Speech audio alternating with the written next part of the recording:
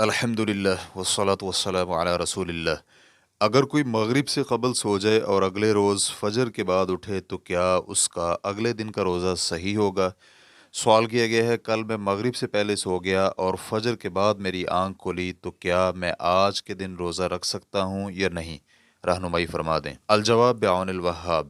اول، مغرب کی نماز سے قبل سو کر آئندہ روز فجر کے بعد جاگنے والے شخص کا روزہ جمہور اہل علم کے ہاں صحیح نہیں ہے، کیونکہ اس شخص نے رات کے حصے میں روزے کی نیت نہیں کی اور رات کا آغاز مغرب کے وقت سے ہوتا ہے۔ چنانچہ جمہور اہل علم ہر روز کی الگ سے نیت کرنے کو واجب قرار دیتے ہیں، لہٰذا ان کے ہاں مہینے کے آغاز میں ایک بار کی ہوئی نیت کافی نہیں ہے، کیونکہ رسول اللہ صلی اللہ علیہ وآلہ وسلم کا فرمان ہے، جو شخص روزے کی نیت فجر سے قبل نہ کرے تو اس کا کوئی روزہ نہیں ہے۔ اس حدیث کو ابو داؤد حدیث نمبر 2454، ترمذی حدیث نمبر 730، نسائی حدیث نمبر 2331 نے روایت کیا ہے۔ نیز سنن نسائی میں یہ الفاظ بھی ہیں، جو شخص فجر سے پہلے رات کے حصے میں روزے کی نیت نہ کرے اس کا کوئی روزہ نہیں۔ اس حدیث کو البانی رحمہ اللہ نے صحیح ابو داؤد میں صحیح قرار دیا ہے۔ نیت کرنے کا طریقہ انتہائی آسان ہے۔ اگر مغرب اور فجر کے درمیان کسی بھی وقت دل میں خیال آیا کہ صبح روزہ رکھنا ہے تو یہ اس کی روزے کی نیت ہو جائے گی۔ چنانچہ اگر کوئی شخص اس نیت سے کھا پی لیتا ہے کہ صبح اس نے روزہ رکھنا ہے تو اس کی نیت ہو گئی ہے۔ تاہم مغرب سے قبل سو جانے والا شخص ان امور میں سے کچھ بھی نہیں کر سکتا۔ لیکن دوسری طرف مالکی فقہائے کرام اور امام احمد سے ایک موقف کے مطابق پورے ماہ کے لیے ایک بار ہی آغاز رمضان میں نیت کرنا کافی ہے، تو اس موقف کے مطابق مغرب سے قبل سو جانے والے شخص کا روزہ صحیح ہو جائے گا، جیسے کہ ابن قدامہ رحمہ اللہ المغنی جلد نمبر 3 صفحہ نمبر 23 میں کہتے ہیں، ہر روزے کی الگ نیت شمار کی جائے گی۔ اس موقف کے امام ابو حنیفہ، امام شافعی اور ابن المنذر قائل ہیں، جبکہ امام احمد رحمہ اللہ سے مروی ہے کہ جب کوئی پورے مہینے کے روزے رکھنے کی ایک بار ہی نیت کرے تو یہ ایک بار نیت کرنا کافی ہو جائے گا۔ یہی موقف امام مالک اور اسحاق رحمہم اللہ سے مروی ہے۔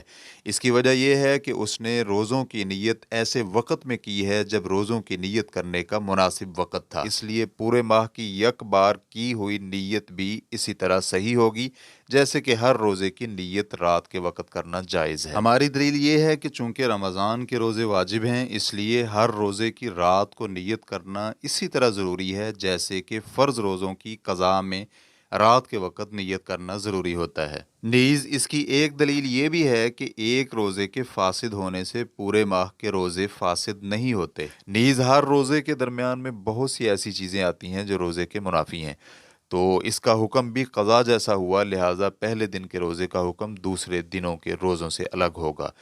تاہم ابن عثیمین رحمہ اللہ نے مالکی فقہائے کرام کے موقف کو راجح قرار دیا ہے۔ ہر دن کے روزے کے لیے الگ سے نیت کرے، یعنی روزہ رکھنے کے لیے روزانہ نئی نیت کرے، تو اس طرح رمضان میں ہر شخص کو 30 بار نیت کرنی پڑے گی۔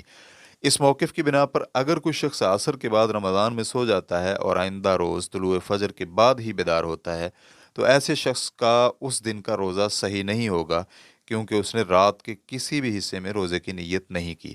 مؤلف رحمہ اللہ نے جو موقف ذکر کیا ہے، یہی موقف حنبلی فقہائے کرام کے ہاں مشہور ہے۔ حنبلی فقہائے کرام کا کہنا ہے کہ چونکہ روزہ ہر دن کی الگ اور مستقل عبادت ہے، یہی وجہ ہے کہ مثال کے طور پر اتوار کے دن کا روزہ اس لیے فاسد نہیں ہوگا کہ سوموار کا روزہ فاسد ہو گیا تھا، جبکہ بعض اہل علم اس بات کے قائل ہیں کہ جن افعال میں تسلسل کی شرط ہے تو ایسے کام کے آغاز میں نیت کرنا کافی ہے، بشرطے کہ درمیان میں کسی عذر کی بنا پر تسلسل منقطع نہ ہو۔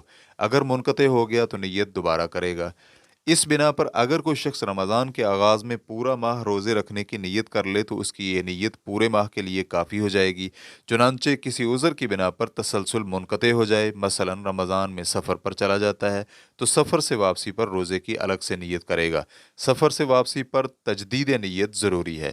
یہی موقف زیادہ صحیح معلوم ہوتا ہے کیونکہ تمام کے تمام مسلمان اسی طرح نیت کرتے ہیں کہ میں ابتدا سے آخر تک تمام روزے رکھوں گا۔ چنانچہ اگر حقیقی طور پر ہر رات میں روزے کی نیت نہ بھی ہو تو حکماً ایسا ہی ہے کہ ہر رات نیت کی تجدید ہو ہی جاتی ہے، کیونکہ اصل یہ ہے کہ نیت ہو جانے کے بعد خود بخود منقطع نہیں ہوتی۔ یہی وجہ ہے کہ ہم نے کہا اگر نیت میں تسلسل کسی مباح سبب کی وجہ سے منقطع ہو جائے اور وہ شخص دوبارہ روزہ رکھنے لگے تو لازمی طور پر تجدید نیت کر لے۔